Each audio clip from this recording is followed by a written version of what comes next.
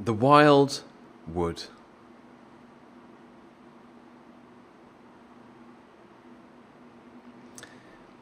You know, Ratty, said Mole one day, I've heard such a lot about Badger. Couldn't we go and visit him? Oh no, cried Rat, looking alarmed. He lives in the wild wood. It's not a place for visitors.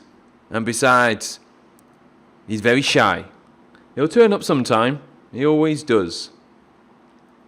Mole waited and waited. Summer turned to winter and the days grew cold and dark, but Badger never came along. One day, as Rat sat dozing by the fire, Mole decided he could wait no longer. He tiptoed out of the parlour into the cold grey afternoon air. Dusk was falling as Mole walked into the wood.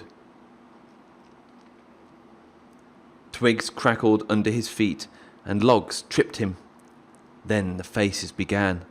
Sharp little faces peering out of the bank. First one, then another, staring with hard, bright eyes. Mole walked faster, turning off the path. Then came the pattering.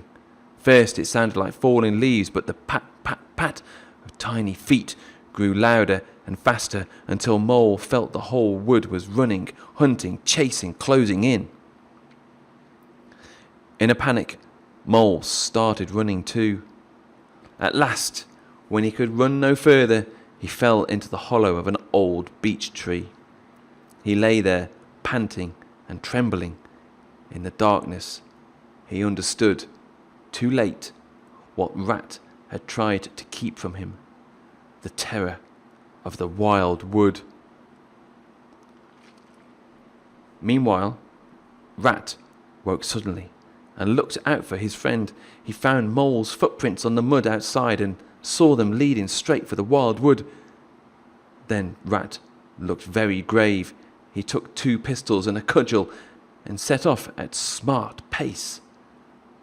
Rat searched the woods for more than an hour, calling, Mole! Mole! Where are you? Mole! At last, he heard an answering cry. He found the hollow tree and crept inside. There was Mole, exhausted and trembling with fear. Oh, Ratty, cried Mole. I'm so glad to see you. Rat let Mole rest until he was strong enough to brave the woods again. Then he climbed up to look outside. Hello, said Rat. It's snowing hard. Mole came and crouched beside him. Everything had changed. The dark wood was filled with a gleaming carpet of light. We'll have to try to find our way home, said Mole. They set out bravely, holding on to each other and looking for familiar paths, but it was useless. 2 hours later, they were tired, cold, and hopelessly lost. Suddenly, Mole tripped and fell, cutting his leg on something sharp. Rat looked to see what it was. Hooray! Hooray! He cried, dancing in the snow. It's a door scraper. Don't you see what this means? Well, never mind. Well, help me clear this snow. The animal set to work, hurling snow in all directions. At last, they uncovered a doormat, and then a solid green door. An iron bell pull hung by its side, and below it, on a small brass plate, they could just read the words, Mr. Badger. Mole fell backwards with delight. Rat hammered on the door.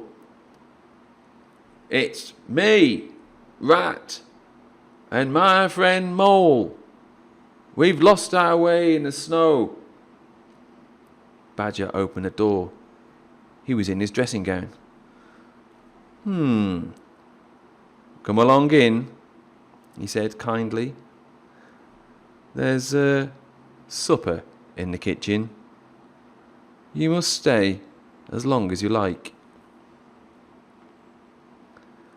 It was a cold December evening. Rat and Mole were on their way home after a long day's outing with Otter. The shadows of night were closing in on them, and they passed a crowded sheep pen and headed for the lights of a nearby village. Each glowing window held a different scene. At one, they saw a birdcage silhouetted against the glass. Its fluffy occupant was fast asleep on its perch. Shivering, Rat and Mole remembered that they still had far to go, and they hurried off into the fields again.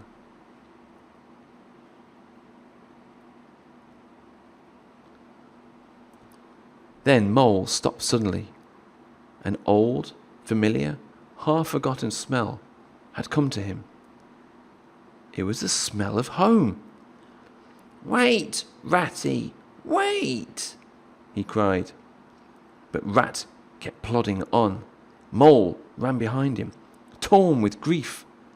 At last, Rat turned and saw his sobbing friend. What's up?" "You wouldn't stop," wailed Mole. "I smelt my home back there.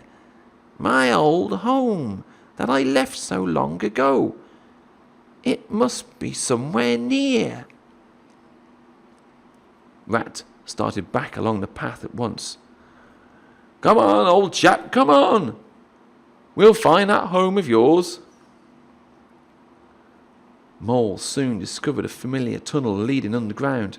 Rat followed him down until they'd reached an open courtyard decorated with statues, hanging baskets, and an ornamental pond. In front of them was a small front door. Mole hurried happily through the door and lit a lamp inside.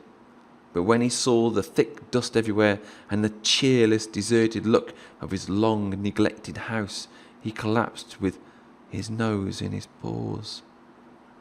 "Oh, Ratty," he cried dismally. "Why did I bring you here?" But Rat wasn't having any of it.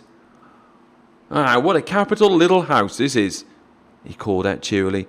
"Now, you get a duster, Mole, and I'll light a fire." In no time at all, the house was clean and warm, and Rat was busy foraging in the cupboards for supper. Coming Home is next.